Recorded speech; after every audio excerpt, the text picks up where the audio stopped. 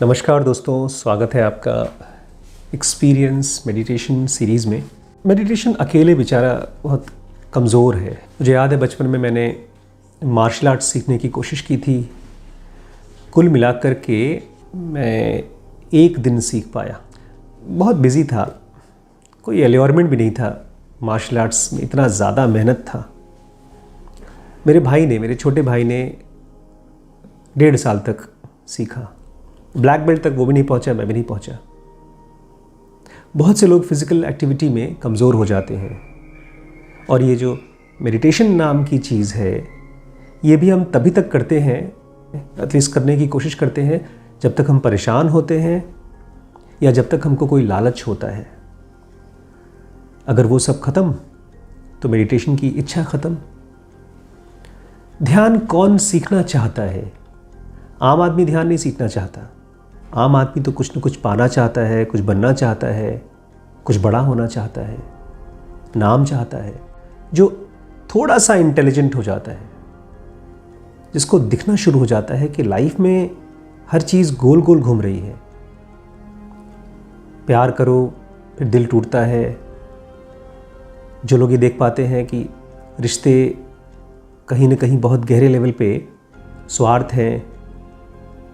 जो लाइफ में लोग सरफेस के नीचे देखना शुरू कर पाते हैं, जो देख पाते हैं, उन्हीं की लाइफ में सवाल उठता है कि लाइफ क्या है।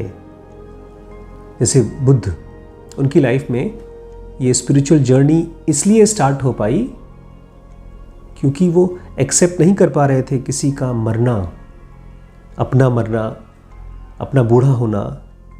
इस तरह की चीज़ें हम लोगों के लिए तो नॉर्मल है, हम लोग तो इसके बारे में सोचते भी नहीं हैं। तो अगर आप मेडिटेशन को बहुत सीरियसली अपने लाइफ का पार्ट बनाना चाहते हैं तो ये मान के चलिए कि आपको सरफेस के नीचे देखना होगा। थोड़ा सा इंटेलिजेंट होना पड़ेगा। जो भी आपके थॉट्स इस दुनिया के बारे में बोलते हैं, उसको हटा करके कुछ समझना होगा। लोग कहते हैं मौत ख़राब चीज़ है, एक्सेप्ट मत करिए इतनी आसानी से। अगर कोई कहता है मेडिटेशन बहुत मुश्किल है तो एक्सेप्ट मत करिए। कोई कहता है बहुत आसान है, एक्सेप्ट मत करिए। हर चीज़ को अपनी बुद्धि से एक्सप्लोर करिए। तो सबसे पहला सवाल आपको अपने आप से पूछना है कि मेडिटेशन किस लिए? मेडिटेशन एक प्रोसेस का पार्ट है, बहुत एंशिएंट प्रोसेस है। योग उसका हिस्सा है, और इसका रिजल्ट है एनलाइटनमेंट या सेल्फ रियलाइजेशन, या कहना चाहिए सभी तरह की दिक्कतों से, सफरिंग से हमेशा के लिए मुक्ति। टेम्पररी मुक्ति नहीं। हम लोग आमतौर पे यही करने की कोशिश करते हैं। परेशान हैं, स्ट्रेस्ड हैं, तो थोड़ा सा कोई प्राणायाम कर लिया, ध्यान कर लिया तो शांत हो गए, और फिर से अगले दिन हमारी परेशानी वैसे ही आ जाती है। मेडिटेशन टेम्पररी सिम्टमेटिक रिलीफ नहीं है, ये एक परमानेंट जर्नी है। हमेशा के लिए फ्री होना। अगर वो नहीं चाहते तो मेडिटेशन कभी आपकी लाइफ का हिस्सा नहीं बन पाएगा। अब सवाल ये उठता है कि एनलाइटनमेंट क्या है? इसमें मैं आपसे एक बात कहना चाहता हूँ, और बहुत ही सीरियसली ऐसी कोई चीज़ मैंने खोजी है या मुझे मिली है, कहना चाहिए, वो आपको भी मिल सकती है। मेडिटेशन कहाँ रहती है, एनलाइटनमेंट कहाँ रहता है? ये इस बॉडी में, इस आँख में। ये अपने आप को टच करिए। अगर आपका मास्टर, आपका गुरु कहीं है तो इसी बॉडी में है। इसीलिए ये बिल्कुल मत पूछिएगा कि कब मुझे मिलेगा स्पिरिचुअल गुरु, या ये मत पूछिएगा कि फला गुरु के बारे में आपका क्या ओपिनियन है। कोई आदमी एनलाइटेंड है या नहीं है, उससे हमारे मेडिटेशन का, एनलाइटमेंट का बहुत रिश्ता नहीं होगा। अगर आप तैयार हैं, अगर आपकी समझ बहुत गहरी है, तो किसी मास्टर की ज़रूरत नहीं पड़ेगी। और अगर आपके अंदर में डिज़ायर्स की कन्फ्यूजन, मैं डिज़ायर्स को कन्फ्यूजन बोलता हूँ, बिकॉज हम सोचते हैं वो सब चीज़ें पा जाएंगे और फिर हम खुश हो जाएंगे, तो वैसा होता नहीं है।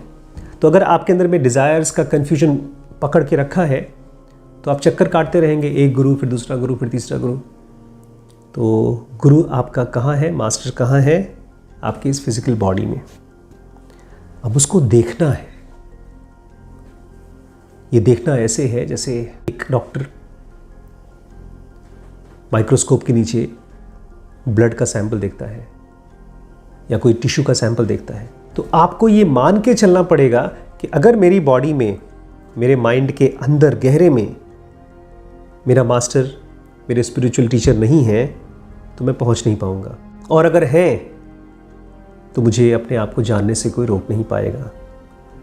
इस एंगल से देखा जाए तो कभी भी अपने बॉडी का और अपने माइंड का तिरस्कार मत करिएगा, उसकी बेइज्जती मत करिएगा, उसको गिल्ट मत फील कराइएगा। कुछ भी करे आपकी बॉडी, आपका माइंड बहुत इम्पॉर्टेंट है, बहुत प्रेशियस है।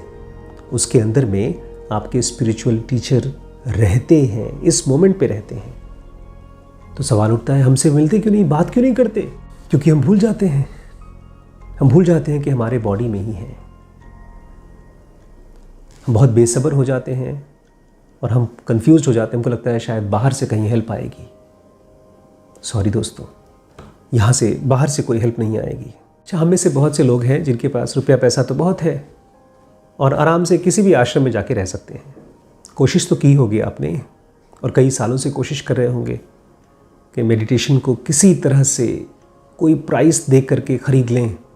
क्या आप रियलाइज़ कर रहे हैं कि आप स्पिरिचुअली इग्नोरेंट हैं?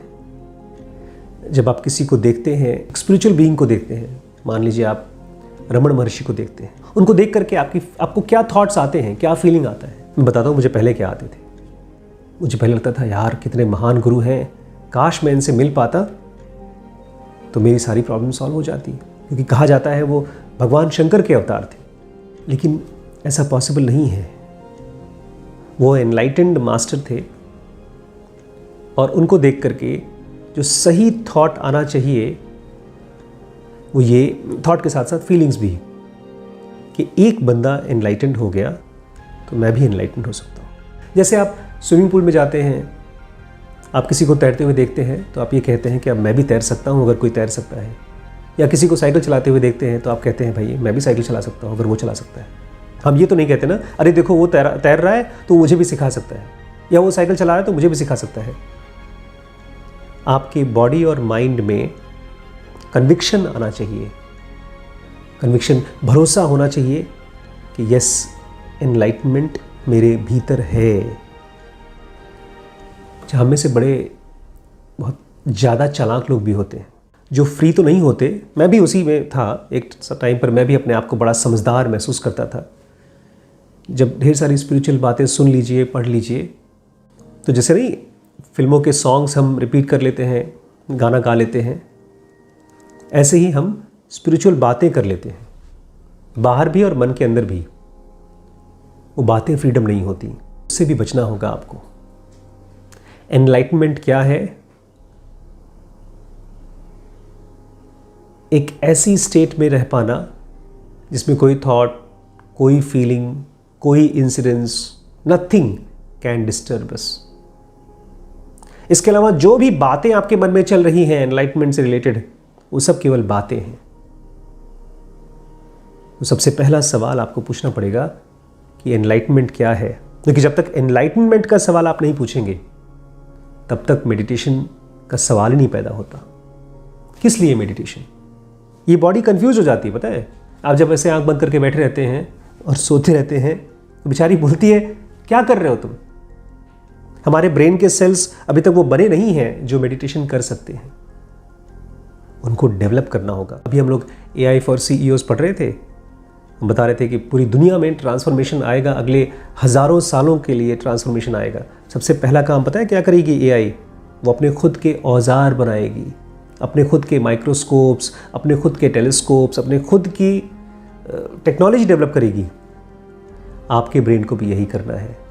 अगर खुद को खोजना है, अपने अंदर में डिविनिटी को पहचानना है, तो ये ब्रेन के सेल्स जो केवल सोचते रहते हैं, सोचते रहते हैं, सोचते रहते हैं, उसके पार देख पाने की कि टिश्यूज़ और सेल्स डेवलप करने होंगे। मैं आपके साथ हूँ, मैं आपका टीचर नहीं हूँ, मैं नोबडी हूँ, मैं कोई नहीं हूँ, मैं बस एक आवाज़ हूँ। मैं आपके साथ हूँ।